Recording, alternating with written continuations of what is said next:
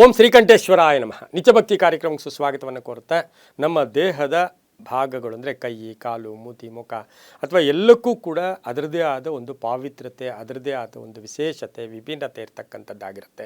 ಯಾಕೆಂದರೆ ನಾವು ಯಾವಾಗಲೂ ಅಷ್ಟೇ ತಿರುಪತಿಗೆ ಹೋದಾಗ ಕೇಶ ಮುಂಡನ ಮಾಡಿಸ್ಕೊಳ್ತಕ್ಕಂಥದ್ದು, ಹಾಗೆಯೇ ನಾವು ಯಾರಿಗಾದ್ರೂ ನಮಸ್ಕಾರ ಮಾಡಬೇಕು ಅಂದರೆ ಪಾದಗಳಿಗೆ ನಮಸ್ಕಾರ ಮಾಡೋದು, ಏನಾದರೂ ಒಂದು ರಿಕ್ವೆಸ್ಟ್ ಮಾಡಬೇಕು ಅಂದರೆ ಎರಡೂ ಕೈಯನ್ನು ಹೀಗೆ ಹಿಡ್ಕೊಂಡು ಅವರಿಗೆ ಸರ್ ಈ ಕೆಲಸ ಮಾಡಿಕೊಡಿ ಸರ್ ಅಂತ ಕೇಳ್ಕೊಳ್ಳೋದು, ನಮಸ್ಕಾರ ಮಾಡಬೇಕು ಅಂದರೆ ನಮಸ್ಕಾರ ಮಾಡೋದು, ಕಣ್ಣು ಈ ಥರ ಮುಚ್ಚಿ ನಮಸ್ಕಾರ ಮಾಡೋದು, ಇವೆಲ್ಲವೂ ಕೂಡ ನಮ್ಮ ದೇಹದ ಏನು ಕೆಲವನ್ನು ನಾವು ತೋರಿಸ್ಕೊಳ್ತಕ್ಕಂಥ ಒಂದು ಸನ್ನಡತೆಯ ವಿಧಿವಿಧಾನಗಳು.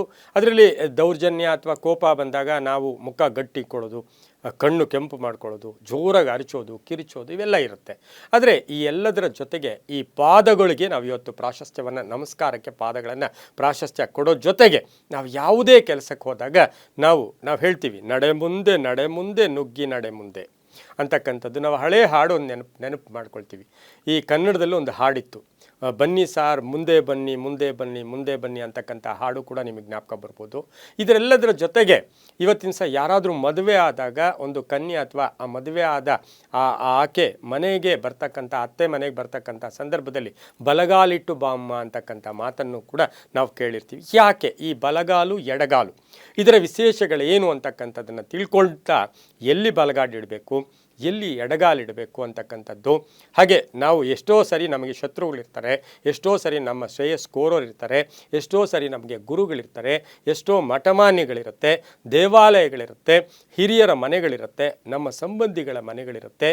ಈ ಜಾಗಗಳಲ್ಲಿ ನಾವು ಅವರ ಮನೆಗೆ ಹೋದಾಗ, ಆ ಮಠಕ್ಕೆ ಹೋದಾಗ ಯಾವ ಕಾಲಿಡಬೇಕು, ಅದರ ಪ್ರಭಾವ ಏನು ಅಂತಕ್ಕಂಥದ್ದನ್ನು ನಾವು ಇವತ್ತಿನ ದಿವಸ ನಮ್ಮ ಈ ಅಂಗಶಾಸ್ತ್ರದ ವಿಚಾರದಲ್ಲಿ ನಾವು ತಿಳ್ಕೊಳ್ಳೋಕೆ ಹೋದಾಗ ಪ್ರಪ್ರಥಮವಾಗಿ ನಾವು ಹೆಣ್ಣಿಗೆ ಹೇಳ್ತೀವಿ, ಮದುವೆ ಆದ ಹೆಣ್ಣು ಬಲಗಾಲಿಟ್ಟು ಬಾಮ್ಮ ಅಂತ ಯಾಕಂತೀವಿ ಅಂದರೆ ನಮ್ಮ ದೇಹದ ಬಲಭಾಗವನ್ನು ಸೂರ್ಯ ಭಾಗ, ಎಡಭಾಗವನ್ನು ಚಂದ್ರ ಭಾಗ ಅಂತೂ ಕೂಡ ನಾವು ಕರಿತೀವಿ. ಹಾಗಾಗಿ ಈ ಬಲಗಾಲು ಸೂರ್ಯ ಭಾಗ ಎಲ್ಲೋ ಒಂದು ಕಡೆ ಪುರೋವೃದ್ಧಿ ಅಥವಾ ಅಭಿವೃದ್ಧಿ ಆಗ್ತಕ್ಕಂಥ ಚಿಹ್ನೆಗಳು ಅಂಥೇಳಿ ಒಂದು ನಂಬಿಕೆಯಿಂದ ಬಲಗಾಲಿಟ್ಟು ಬಾಮ್ಮ ಅಂತೀವಿ. ಇನ್ನು ಆ ಬಲಗಾಲಿಟ್ಟು ಬಂದಾಗ ಆ ಮನೆ ಸಕಲವೂ ಶುಭ ಆಗುತ್ತೆ. ಹಾಗೆ ಎಷ್ಟೋ ಟೆನ್ಷನ್ಸು ಬರುತ್ತೆ, ಎಷ್ಟೋ ಜನ ಇದನ್ನು ವ್ಯಂಗ್ಯ ಮಾಡೋರು ಇರ್ತಾರೆ, ಬಲಗಾಲಿಟ್ಟು ಬಂದುಬಿಟ್ರೆ ಒಳ್ಳೇದಾಗ್ಬಿಡುತ್ತಾ ಅಂತ ಅನ್ನೋರು ಇರ್ತಾರೆ. ಅವರವರ ಭಾವಕ್ಕೆ ನಮ್ಮ ಆಚಾರವೇ ಸ್ವರ್ಗ, ಅನಾಚಾರವೇ ನರಕ, ಧರ್ಮೋ ರಕ್ಷತಿ ರಕ್ಷಿತ ಅಂತೀವಿ. ನೀನು ನಡ್ಕೊಂಡಂಗೆ ನೀನು ಪಡ್ಕೊಳ್ತೀಯ ಅಂತಕ್ಕಂಥದ್ದನ್ನು ಕೂಡ ಉತ್ತರ ಕರ್ನಾಟಕದ ಭಾಷೆಗಳಲ್ಲಿ ಹೇಳ್ಬೋದು ನಾವು. ಹಾಗೆ ಆ ಮನೆಯಲ್ಲಿ ಸಕಲವೂ ಶುಭ ಆಗುತ್ತೆ. ಅದೇ ರೀತಿ ನೋಡಿ, ಹನುಮ ದೇವರು ಇದಕ್ಕೆ ಉದಾಹರಣೆ. ಹನುಮ ದೇವರು ಸೀತಾನ್ವೇಷಣೆಗೆ ಹೊರಟಾಗ ಲಂಕಾನಗರದ ಮುಖ್ಯ ದ್ವಾರದ ಹತ್ರ ನಿಂತ್ಕೋತಾರೆ. ನಿಂತ್ಕೊಂಡು, ಅದು ಸಿಂಹದ್ವಾರ, ಮೇಯ್ನ್ ಅದೇ ಲಂಕೆಗೆ ಮುಖ್ಯವಾದ ದ್ವಾರ ಅದೇ ಇರುತ್ತೆ. ಆ ದ್ವಾರದ ಹತ್ರ ನಿಂತ್ಕೊಂಡು ಅವರು ಕಾಲಿಡಬೇಕಾದ್ರೆ ಹನುಮ ಯೋಚನೆ ಮಾಡ್ತಾನೆ, ಇವ ನನಗೆ ರಿಲೇಷನ್ ಅಲ್ಲ, ಈತ ನನಗೆ ಯಾವುದೇ ಕಾರಣದಿಂದ ಈತನ ಮೇಲೆ ಕೋಪ ಇದೆ, ನಮ್ಮ ಸೀತೆಯನ್ನು ಕರ್ಕೊಂಡ್ಬಂದ್ಬಿಟ್ಟಿದ್ದಾರೆ, ಹಾಗಾಗಿ ಈತನಿಗೆ ಕೆಟ್ಟದ್ದಾಗಬೇಕು ಅಂಥೇಳಿ ಹನುಮದೇವರು ಎಡಗಾಲನ್ನು ಇಟ್ಟು ಒಳಕ್ಕೆ ಹೋಗ್ತಾರೆ.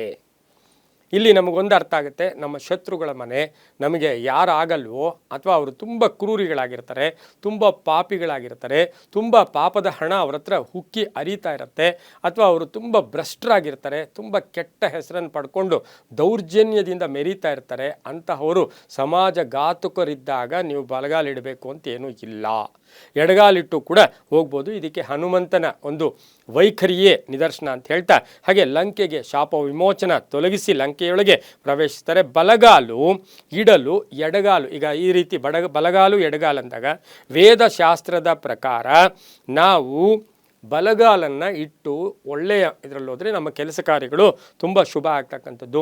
ದೇವಸ್ಥಾನದ ಮುಖ್ಯ ದ್ವಾರದಲ್ಲಿ ಬಲಗಾಲಿಡಿ, ಮಠ ಮಾನ್ಯಗಳಿಗೆ ಹೋದಾಗ ಬಲಗಾಲಿಡ್ತಕ್ಕಂಥದ್ದು. ಹಾಗೆ ನಿಮ್ಮ ರಿಲೇಷನ್ಸ್ ಒಂದು ಬಹುವಿಶೇಷ ಅಂದರೆ ಅತ್ತೆ ಮನೆಗೆ ಹೋದರೂ ಕೂಡ ಬಲಗಾಲಿಟ್ಟು ಹೋಗು ಅಂತಕ್ಕಂಥ ಶಾಸ್ತ್ರವನ್ನು ಕೂಡ ಹೇಳ್ತಾರೆ. ಸಾಮಾನ್ಯವಾಗಿ ಬಲಗಾಲಿನ ನಮ್ಮ ಕೆಲಸ ಕಾರ್ಯಗಳ ಪ್ರವೇಶಕ್ಕೆ, ಶುಭ ಜಾಗಗಳಿಗೆ ನೀವು ಹೋದಾಗ ಅದು ನಿಮಗೆ ತುಂಬ ರಿಸಲ್ಟ್ಸ್ ಬರ್ತಕ್ಕಂಥ ಸಾಧ್ಯತೆಯೇ ಇರುತ್ತೆ. ಇದನ್ನು ಬೇಕಾದ್ರೆ ನೀವು ಪರೀಕ್ಷೆಯನ್ನು ಕೂಡ ಮಾಡ್ಕೋಬೋದು.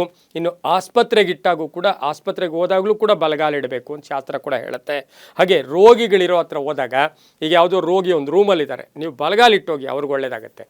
ಯಾವಾಗಲೂ ಹೇಳ್ತೀವಿ, ನಮ್ಗೆ ಅದಕ್ಕೆ ಒಂದು ಬೆರಳು ನಾವು ಒಬ್ರಿಗೆ ತೋರಿಸಿದ್ರೆ 3 ಬೆರಳು ನಮಗೆ ತೋರಿಸುತ್ತೆ, ಒಂದು ಬೆರಳು ಶುಭ ಅಂತ ಹೇಳಿದ್ರೆ 3 ಬೆರಳು ನಮಗೂ ಕೂಡ ಶುಭ ಆಗುತ್ತೆ ಅಂತ ಹೇಳ್ತಕ್ಕಂಥದ್ದು.